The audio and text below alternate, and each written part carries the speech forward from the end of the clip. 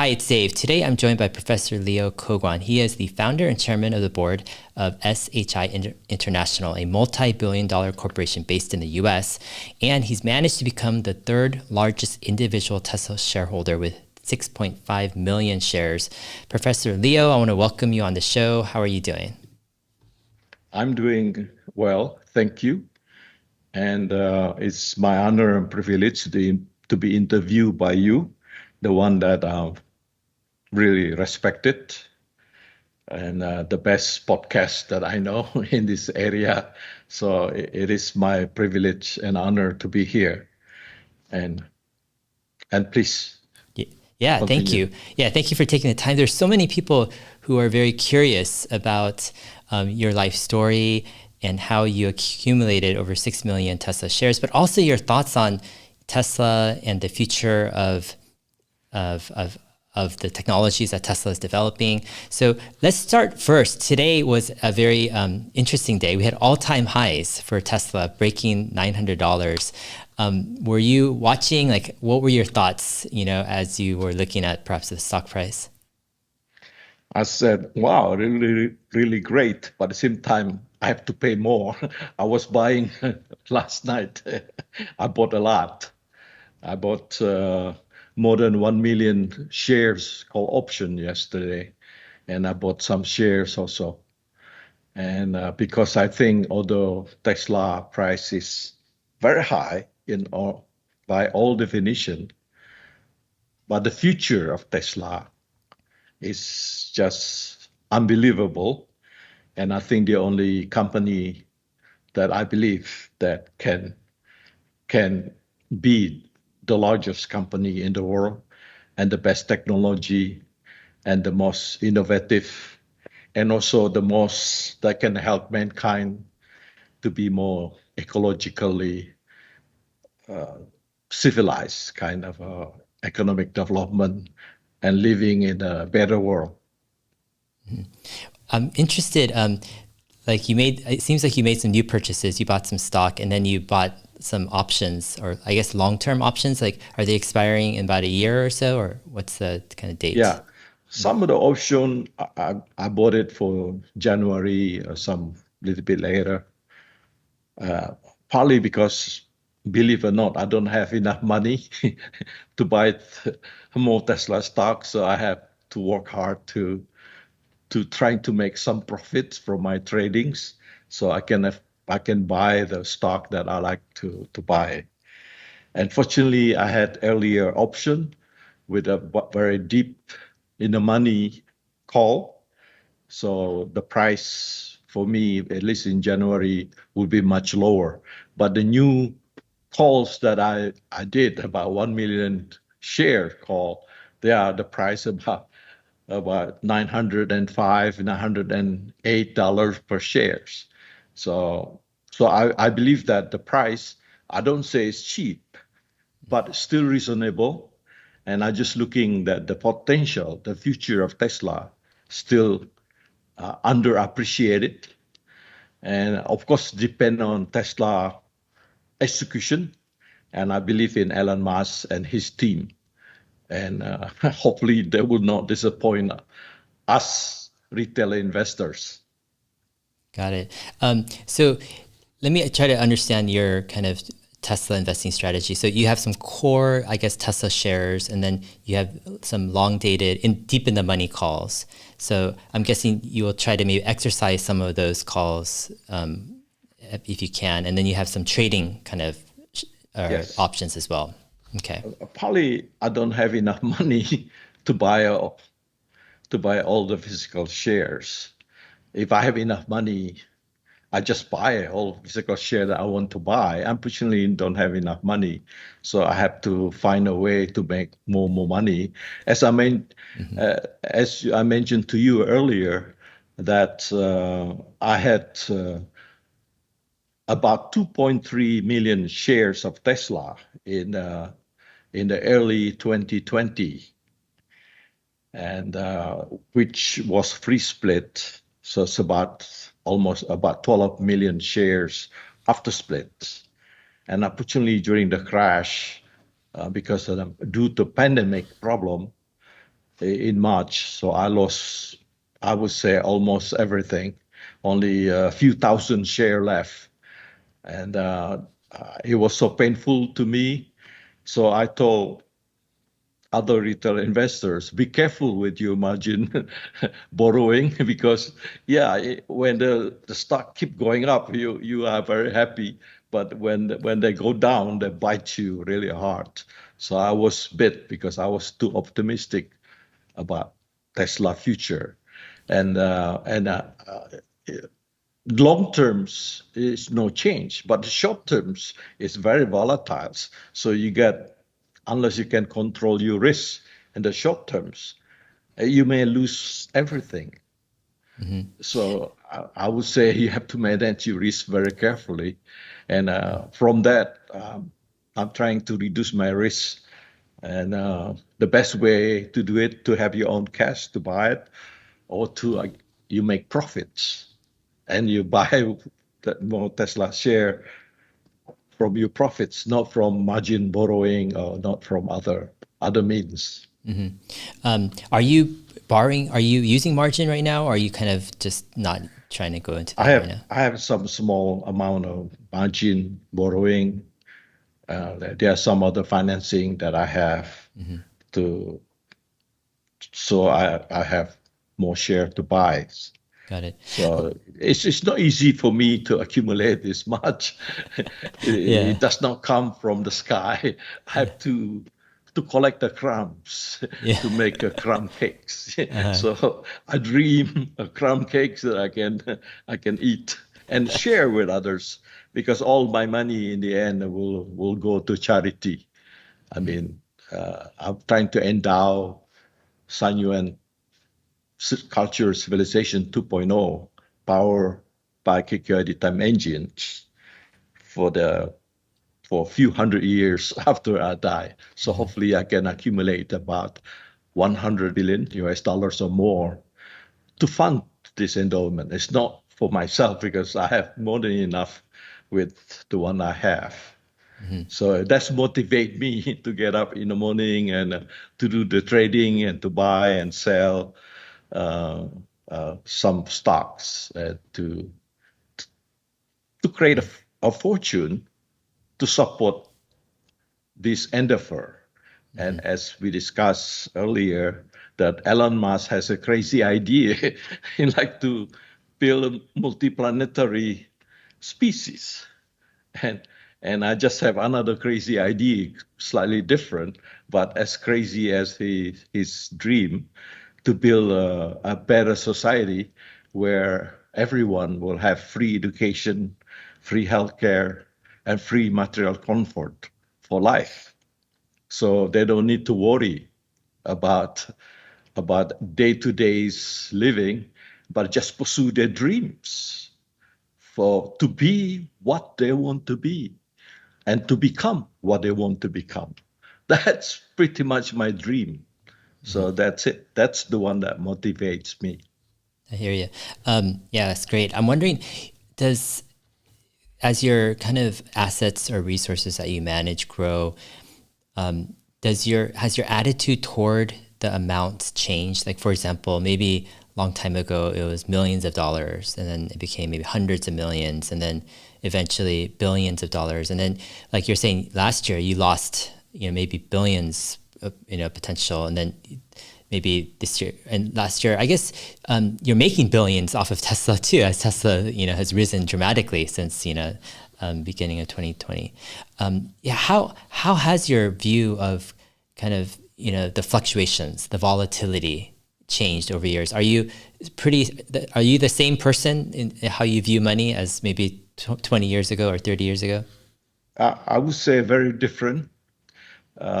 Not because of my experience, but because I spend my research and my time really for San Yuan 2.0 powered by KQID time engine. I spend, based on my calculations, about 95% of my time. And 5% that I have really doing some for SHI International and for for the buying and selling, mostly buying Tesla, selling to get a profit so I can buy a more physical share. It's like a squirrel.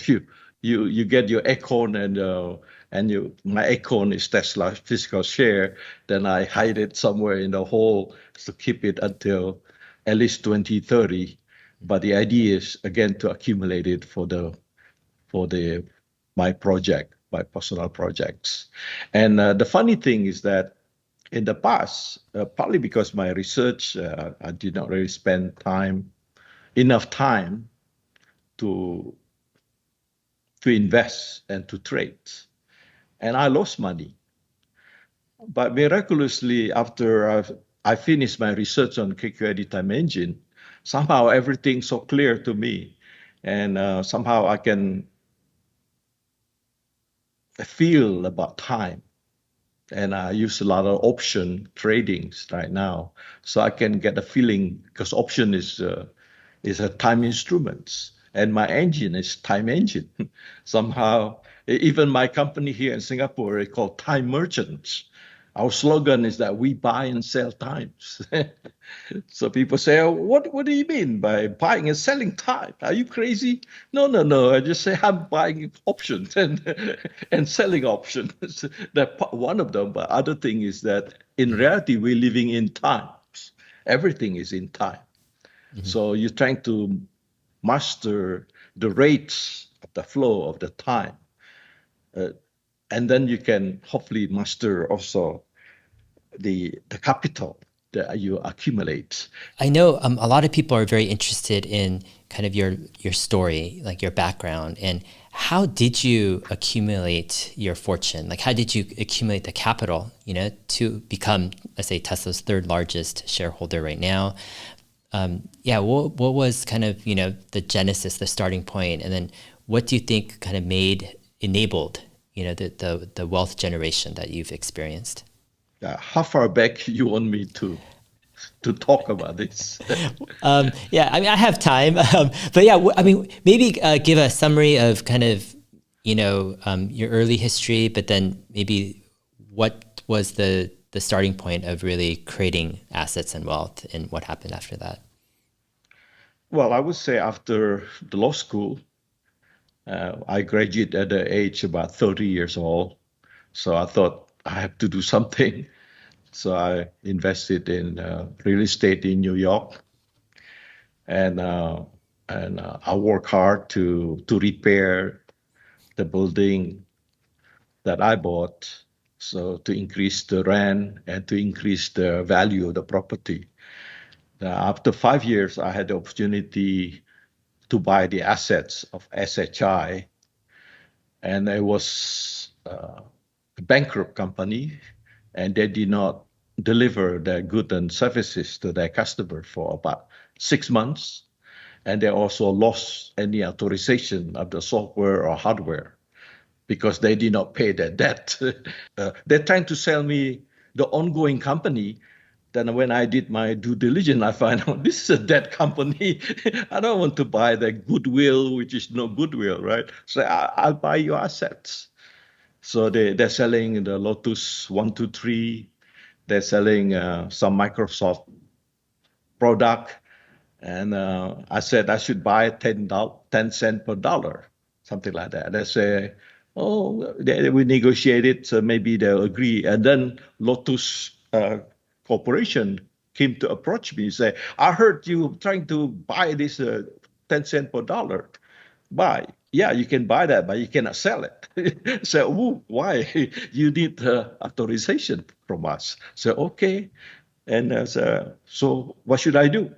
And he said, okay, you buy it at full price, so you don't flood the market, right? And we authorize you to sell it in the market. I was thinking about it, yeah. Because without that, what's the use for me to buy at 10 cents now? I have a zero value. So I don't want to do anything illegal, right? Do in the gray market. So I say, yeah. So we'll do that. So I bought their asset, I bought their furniture, I bought some names. So it cost only about $350,000. Later on, I need to sell all my buildings in New York. to fund the newly so-called enterprise that I developed, make international software house international. That's the name, because I have a great ambition to go internationally. Right now, we are a global company with almost 5,000 employees, and we generated about last year 11 billion, but this year probably more than 11.5 billions, and with no bank debt. And we are highly profitable, very tough marketplace. I created the first business model for this industry, which is very flat. People talking about flat organization, but we did it. We created a flat organization where no one in the company, including CEO, chairman, will have no secretaries. Everybody has to do their own. So the manager and the one even lower than manager, they have to manage their own business, like their own business. So I thought it would be more efficient, flat. At the same time, they will be happier because they don't need to ask their boss to do what they think is better, because sometimes their boss did not know more than they do dealing with the customers. I want to go back to Tesla a bit. It seems like you've developed a lot of conviction regarding Tesla and the future. And some of your tweets say, you've gone all in. So what does that mean to you? Like, what is going all in, and what is your time horizon? You mentioned maybe 2030 is kind of like the goal you have. Do you have other stocks, or besides SHI, of course, you have your ownership there? So right now I'm 100% in Tesla. So I have no second stock. As in all my companies, all my holdings, they're all Tesla, because I do really believe in Tesla future. Tesla will be the biggest company ever known in the history of mankind. Elon Musk is really super genius and really great CEO. It's a rare combination. It's great in the engineers. I personally think even greater as businessman. It's unbelievable. And I would say, as long as he's running Tesla, no one can catch up with Tesla.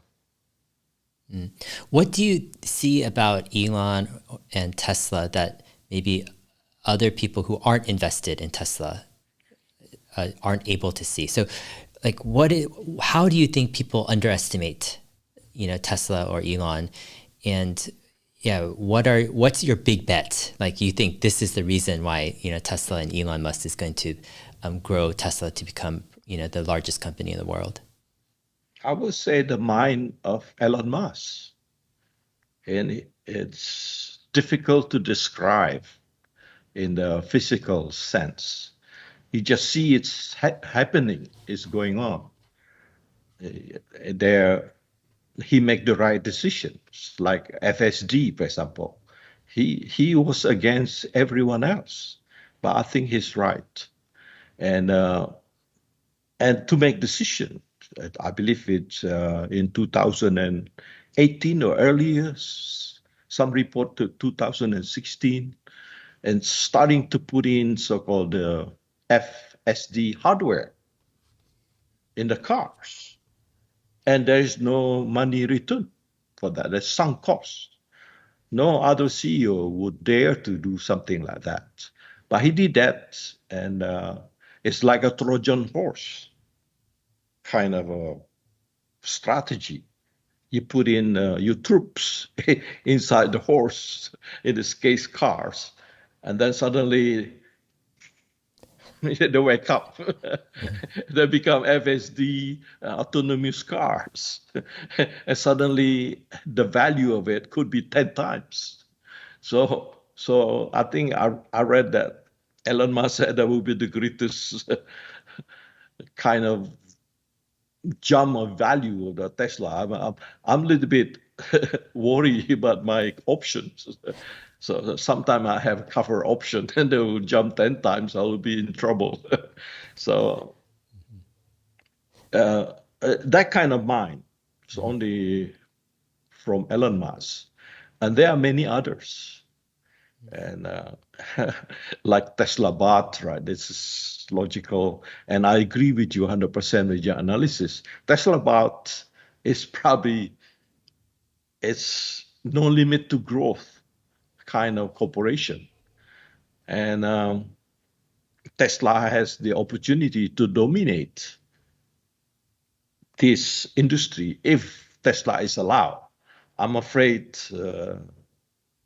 it may not be allowed to, at least in some jurisdiction, because can you imagine you monopolize labor of the country, a labor of the world? And the way I see it, the way I saw their design, and their design is so simple, and they have all the parts, and they are not expensive.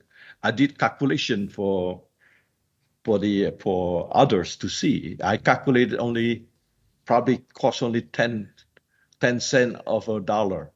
So I would estimate it maybe cost $2,000, which the value in average, maybe you can sell about 20,000. So with the gross margin would be about 90%.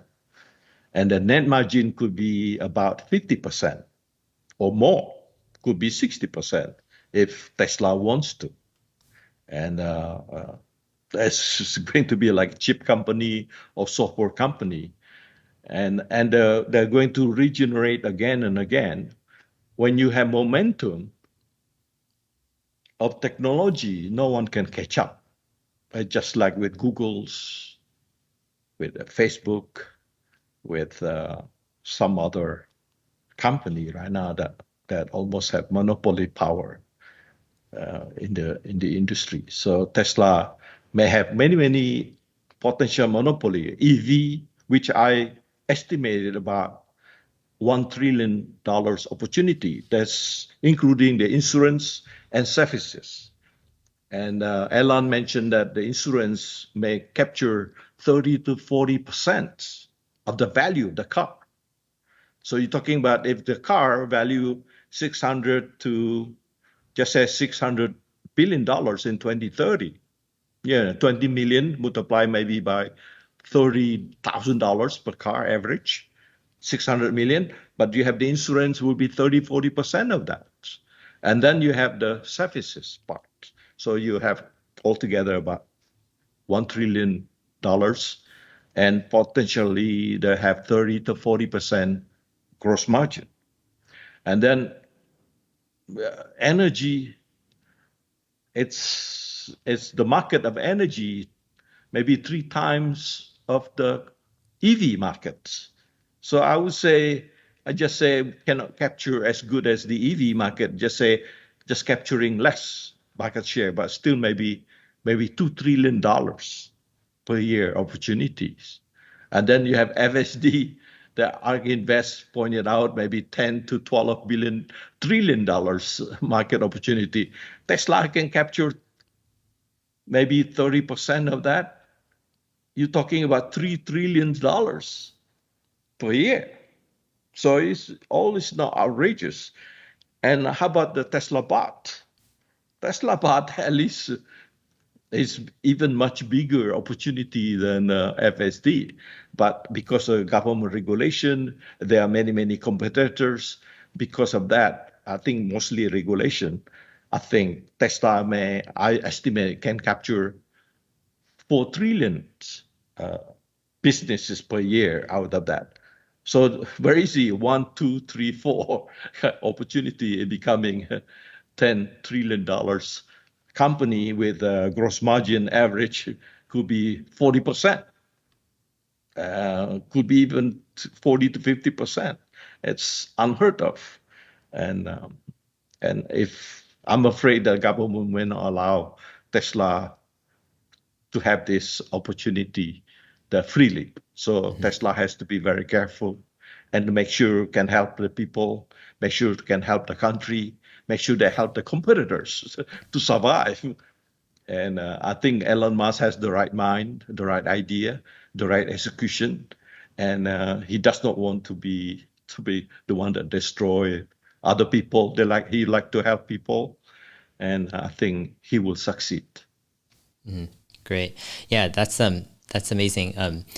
Your articulation of Tesla's potential, but also it seems like you see certain risk with governments. Tesla becoming maybe too big, too dominant, infringing or imposing on key domestic markets and companies.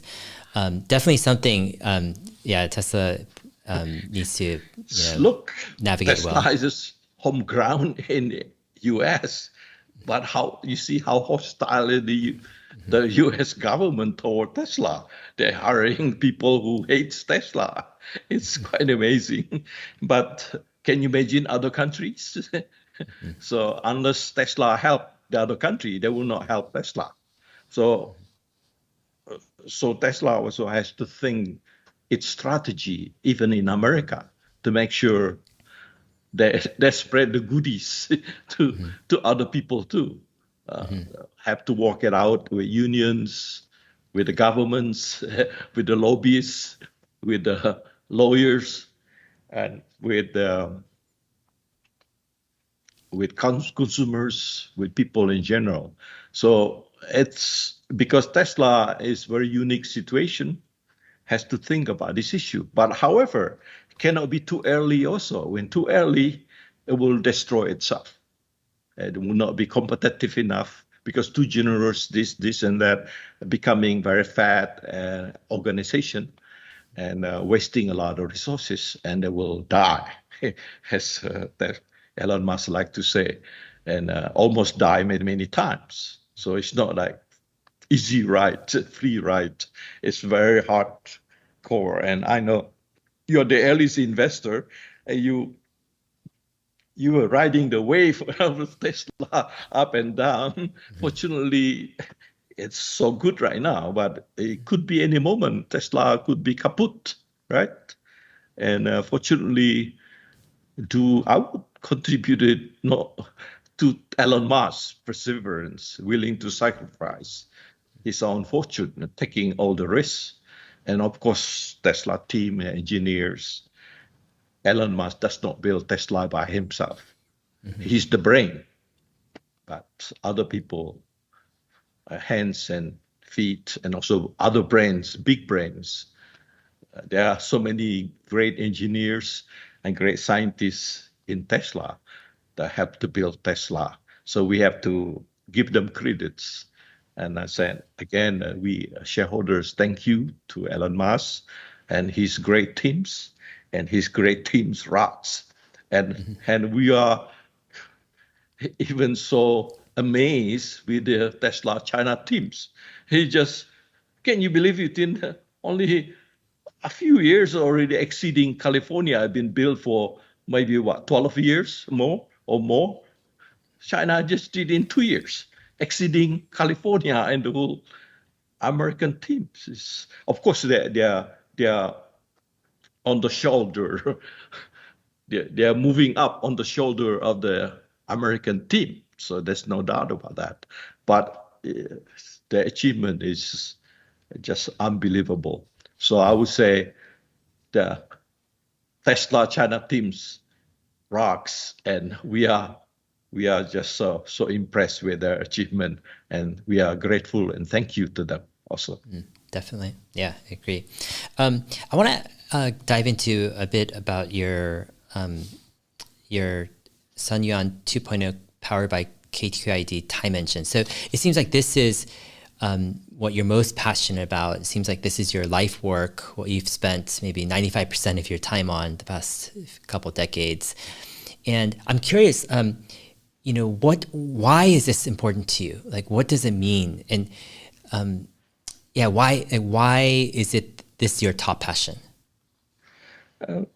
It's something very strange. I remember that Elon Musk said, destiny, it cannot escape. In a way, I was like that. So it was triggered when I was 4 years old. We played matches, And I put the matches under the pillow, so burned the pillow, almost burned my brother and me together. And then fortunately, he get up. He said, so hot. The pillow was burning. So it was so hot, he get up. And then I get up too. Then my mom took the mattress and threw it away into the window. And then the fire truck came. So it was a shocking kind of dramatic incident that vividly carved on my brain, that I remember seeing the fire truck. I say, why I caused so much trouble to my mom and to my brothers and others, almost killed them. So I was thinking, why not I just be a stone, to be that I can support the cars, and but at the same time I don't feel the pain. And so I couldn't imagine how could a 4 years old thinking that way. And that's changed my life in a way. Since that time I was thinking about how can I build a better system for the society. And then of course I went to school. I didn't know what the hell I was thinking about, but I went to school to study this, study that, all kind of thing. So I study economics, study politics, I study management, I study electronics engineering, I study civil engineering, I study psychology, sociology, and anything I can grab on. I study physics, of course, engineering, and others discipline. Later on, I studied international finance, international law, and organizations. So I'm trying to catch finally, when I was 27 years old, I said, I still don't have enough idea about how the role of the law in the society. So I decided to go to the law school, the New York Law School. At that time, there was a great professor named Myers McDougall. He was the founder of the Yale jurisprudence, and I like to learn from him. So he's teaching international law in that school. So I went, attended his school, and I learned a lot from his great mind and super mind. Of course, he had some, his system is not perfect, so I'm trying to improve his so-called rule of law system. And I found Sun Yuan later on. I found Sun Yuan in 2008, by the way. Finally, that's my breakthrough. Mm-hmm. I learned Sun Yuan from the Sid manuscript. It was found in Mamang Hui in 1973. And that the manuscript, they found Lao Tzu, Dr. Ching, but most importantly, they found the Sid manuscript, I believe, to be the thought of Sun Yuan, mm-hmm. that was lost, according to Sima Qian, in the 100 BC. Mm-hmm. So for people, more than 2,100 years ago. Mm-hmm. So for many people who might be watching don't know who Sun Yuan is, could you give maybe a kind of brief intro into who Sun Yuan is and how important of a figure he is? I would say, to tell the truth, not even Chinese know much about Sun Yuan. He was the founder and the creator of China. And 5,000 years ago, who we look back to Jesus Christ, right? It's so far away. And Confucius, for example, Lao Tzu, time, when they look back to Sun Yuan, it was more than 2,000 years ago at this time, but it was around 500 or 600 BC. So it's a very ancient figure, and he unified the tribes, and then he established the concept of Tao, which is the core of Chinese philosophy from that time until now. That's why I call it Sun Yuan Culture and Civilization 1.0. But they did not have the math and the physics that we know today. Although Sun Yuan was credited to create the Huangdi calendar, still used today. And he watched the star and carved out the calendar to help the farmers when to plant and when to harvest, so they can increase their productivity As you know, in the Economics 101, productivity is the key for the wealth of the society. So the only way, so Tesla bot will help this productivity, unbelievable productivity to the point we can create much, much bigger pie that we can share to everyone. So there will be no more shortages of anything. And how about natural resources? Hey, we can mine them from asteroids. And if you look at the Milky Way alone, I think by now people think at least 300 to 400 billion stars with trillions of planets. Just our Milky Way, only one of the dot in our universe.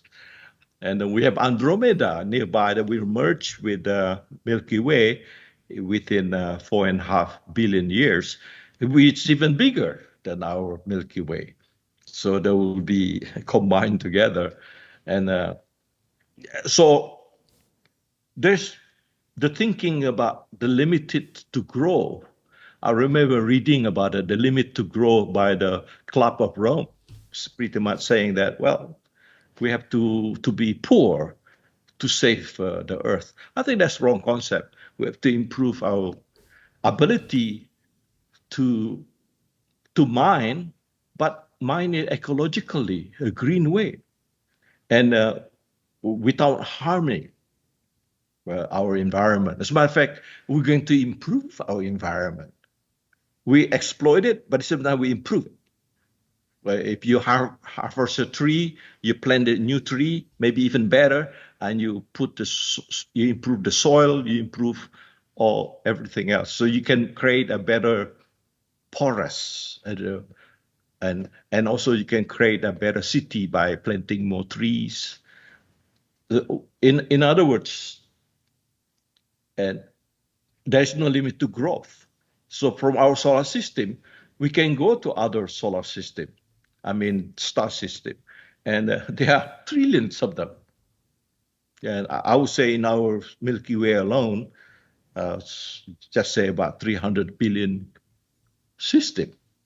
And some system may have 2, 3 stars in it, like 3 our suns. That's like a Star Wars movie, right? You're living in the 2-star system. Yeah, please go ahead. Mm-hmm. Yeah. So does what does this kind of philosophy or system entail then? The Xianyuan 2.0 powered by KQID. Is it what you're talking about? This idea of abundance, right, in the universe and in the world, and how to tap into that abundance. In our previous conversation, you're talking about the idea of giving first, taking later as one of the key kind of principles to tap into, more abundance. What other things are part of this system and philosophy that unlock abundance, for everybody? I would say only one: giving first, taking later. So unlocks all abundance you can think of. San Yuan always thinking about giving first. For example, he said, my mission in life is to help those who have their own dream to achieve them. It's not his dream, but other people's dream. And the one who do not have their own dream, he will work with them to find their dream.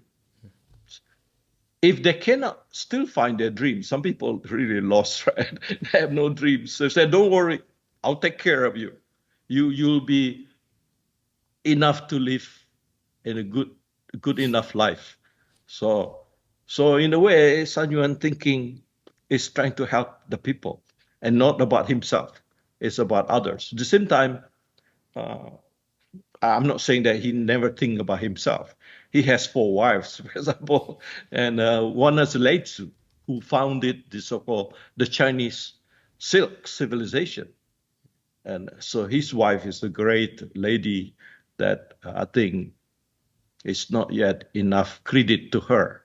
And I think she's really the Silk Road, some other thing. It was originated by her, independently of San Yuan. So she's a great lady that I think I'm trying to celebrate her, but to have like the Mother's Days under her name, and also Sun Yuan name. So Sun Yuan is, we know he's the greatest that we know of to create the Chinese cultural civilization. And I think not only Sima Qian agree, that's during Han Dynasty, Sima Qian, the great historian, he wrote that we have to start from Sun Yuan Huangdi for Chinese civilization.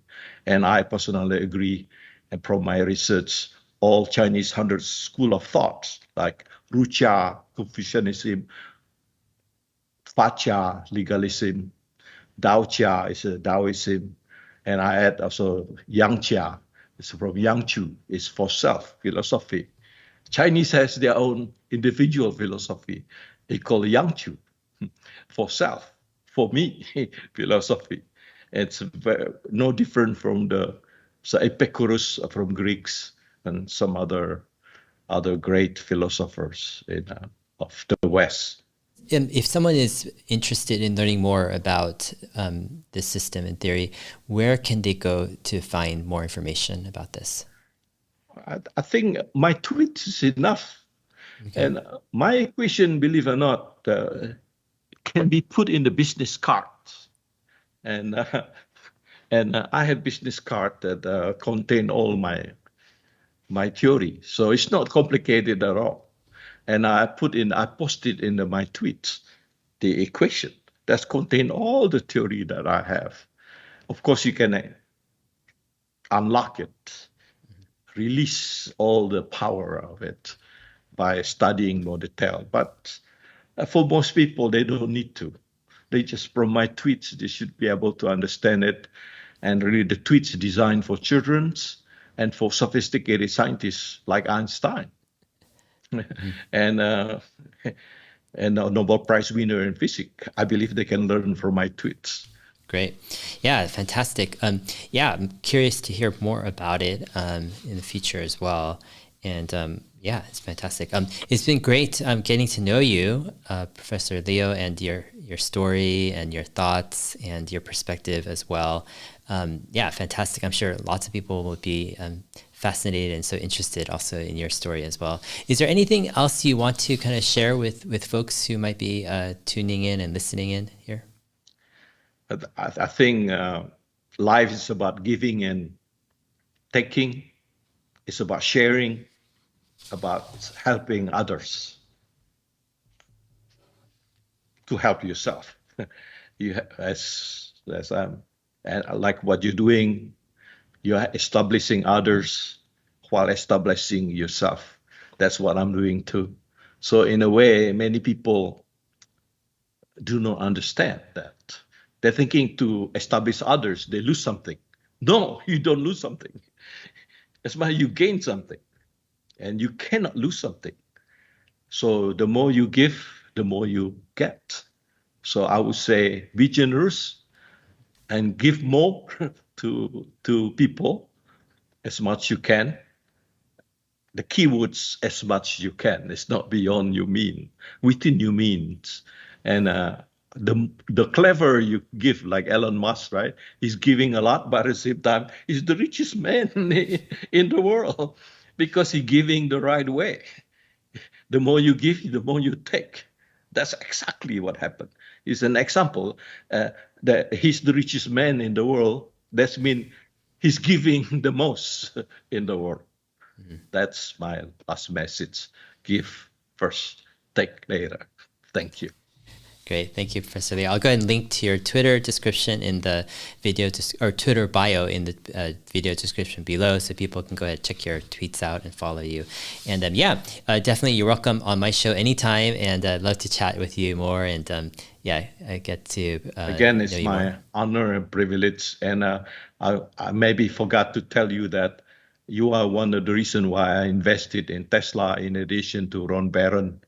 But I remember vividly you explained that Tesla will be is profitable machine. The more they produce, the more profit they have. So, yeah, this is a company I like to invest in. I get the idea from you, and I would say thank you. And Great. I think a lot of people also benefit from your podcast. And again, I'm very grateful. Thank you very much. Great. Thank you for sharing. Yeah, thanks a lot. All right. We'll see you later. Thank you.